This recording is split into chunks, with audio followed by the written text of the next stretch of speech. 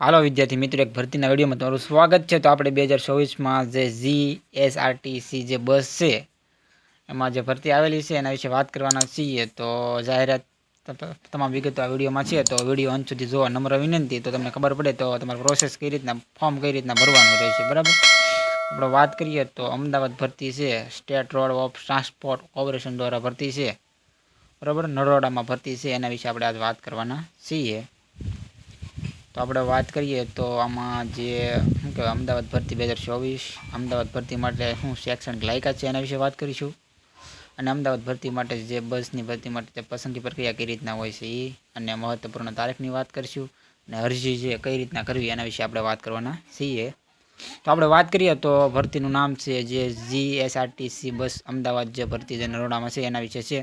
શરૂઆત થવાની તારીખ છે, શરૂઆતની તારીખ છે તો 27 ડિસેમ્બર 2024ની શરૂઆત થઈ ગઈ ફોર્મ ભરવાની।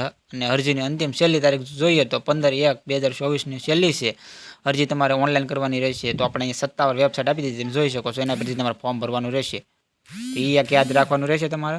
અને ને કઈ ભરતી છે તો જીટીઆર અમદાવાદ ભરતી માટે પોસ્ટ છે welder, COPA, MB double B electrician, machinist, sheet metal work, motor મિકેનિઝલ અને ચિત્રકાર, આની જે પોસ્ટ છે। અને જે અમદાવાદ ભરતી માટેની જો શૈક્ષણિક લાયકાતની વાત કરવામાં આવે છે તો ઉમેદવારો માટે સંબંધિત જે 10મું અને 12મું પાસ હોવો જોઈએ અને આઈટીઆઈ પાસ કરેલું હોવું જોઈએ। આ જે એની શૈક્ષણિક લાયકાત છે, તો તમે આ જો શૈક્ષણિક લાયકાત ધરાવતો હોય તો તમે આ ફોર્મ આમાં એપ્લાય કરી શકો છો। આગળ પસંદગી પ્રક્રિયા વિશે આપણે જરીક જોઈએ તો પસંદગી પ્રક્રિયા છે ભરતી માટે લાયકાત અને મેરિટ અથવા ઇન્ટરવ્યૂ નિયમો મુજબ જે પસંદગી છે એ ઉમેદવારોને પસંદગી કરવામાં આવશે। તો આ રીતની જે પસંદગી પ્રક્રિયા છે એ રહેવાની છે।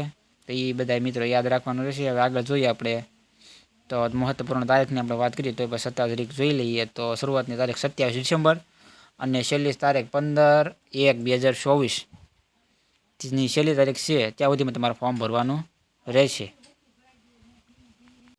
તો અમદાવાદમાં જે ભરતી છે અને અરજી પ્રક્રિયા કઈ રીતના છે, અરજી કઈ રીતે કરવી, તો એમાં જોઈએ તો તમારે પહેલાં જીએસઆરટીસી વેબસાઇટ ઉપર જઈ સત્તાવાર સૂચના છે પહેલાં ડાઉનલોડ કરી લેવાની પીડીએફ, અને જોયા પછી કૃપા કરી ઓનલાઈન વેબસાઇટ ઉપર જઈ નોંધણી કરવાની રહેશે। તમારે સત્તાવાર જરૂરી દસ્તાવેજો અપલોડ કરવાના ને અરજીની સમીક્ષા કન્ફર્મ થઈ જાય એટલે સબમિટ કરવાનું રહેશે। અને એપ્લિકેશન ઓનલાઈન જે ફોર્મ ભરેલું હોય તમે એ ફોર્મને તમારે શું કહેવાય પ્રિન્ટ આઉટ કરવું ભૂલવું નહીં।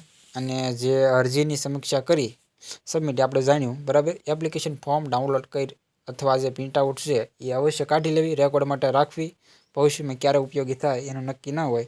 જો ઓફલાઈન હોય તો કૃપા કરીને અરજી ફોર્મ મેળવો તેમને ભરો, ઓફલાઈન નહીં પણ આ તો ઓનલાઈન જ છે એટલે તમારે એનો કોઈ પ્રશ્ન આવશે નહીં।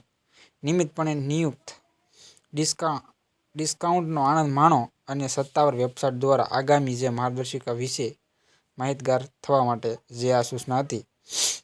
તો આ ભરતી છે, તમને એવું લાગે કે વિડીયો તમને સારો લાગ્યો છે અને વિડીયો સારો લાગે તો ચેનલને લાઇક, શેર અને સબસ્ક્રાઈબ કરવાનું ભૂલતા નહીં।